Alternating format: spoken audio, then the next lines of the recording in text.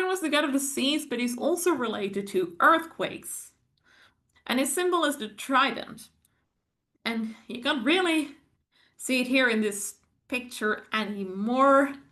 I'm sorry, I should have also added a picture of a trident. But yeah, that is a long stick with 3 points. With 3 points. And you can, of course, pierce with it or stab it. And what the Greeks believed was if Poseidon got angry, he would bang with the trident onto the ground, or even push it farther into the ground.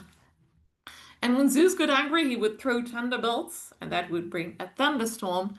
If Poseidon got angry, he would bang with the trident onto the surface, onto the earth, and that would then cause earthquakes. And that is this is interesting because this story shows how the Greeks believed that the natural world around them worked. So we've seen thunderstorms now, and we've seen how earthquakes came into being according to the Greeks.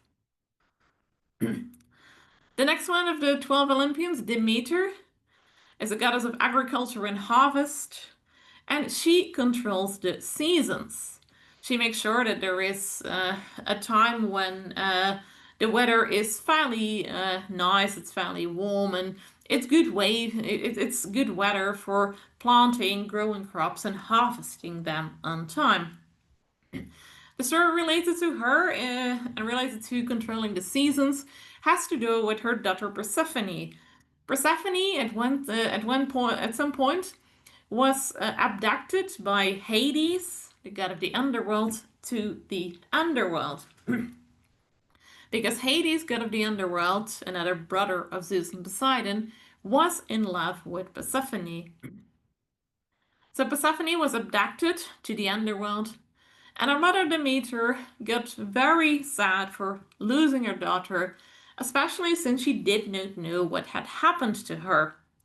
She roamed around the earth, looking for her daughter, being very sad all the time, and she forgot that she was actually the goddess of agriculture and harvest who was supposed to look after the crops and make sure that the crops would grow and the farmers could bring in the harvest on time. Yet she didn't, and the crops started dying and rotting on the fields, which probably meant, if we look at it from a modern perspective, that it was either a very wet summer with far too much rain, or it was very dry. So could have been either, but at least the crops did not grow properly. Zeus eventually stepped in, and that is something we see with many of the stories, where it's eventually Zeus, the supreme god, who steps in. Because he knew that Hades had abducted Persephone, and took her to the underworld. So he called Hades his brother, and he called Demeter, and he told Demeter that Persephone was with Hades in the underworld. And he said that he came to an agreement, saying, okay, she is in the underworld with Hades, and she can't come back to you and live with you completely, because Hades already did some things to her. She ate from a pomegranate, and if she had eaten or drunk anything in the underworld, she could never come back again to the world of the living. But Persephone didn't know, so when Hades gave her the pomegranate, she ate it. So Zeus came to the sort of solution that for about 6 months per year, Persephone could be with her mother, with Demeter, on the earth, and at Mount Olympus with the other gods and goddesses. And the other 6 months she had to live with Hades in the underworld. The 6 months that mother and daughter are together, they are very happy. And that is the time that the crops will grow, flowers start blooming, everything starts blossoming and is in full bloom, which is what we would now say the seasons of spring and early summer. Then the other 6 months, when mother and daughter are away from each other, they're separated because Persephone has been taken back again to the underworld. That is the time when the crops cannot grow which is when it's too cold and too wet, autumn and winter. Her symbol, the symbol of Demeter, is often wheat.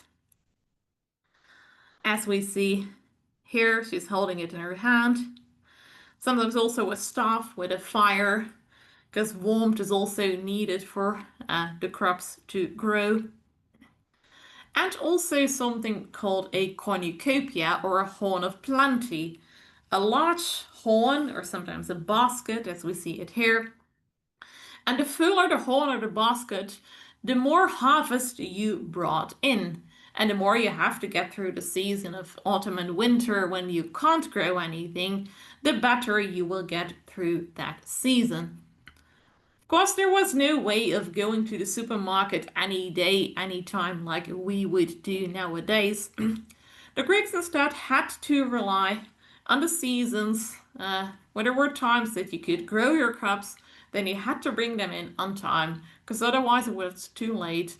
And then it was very hard to get through the autumn and winter until the next spring begins, and you can then start sowing your crops again.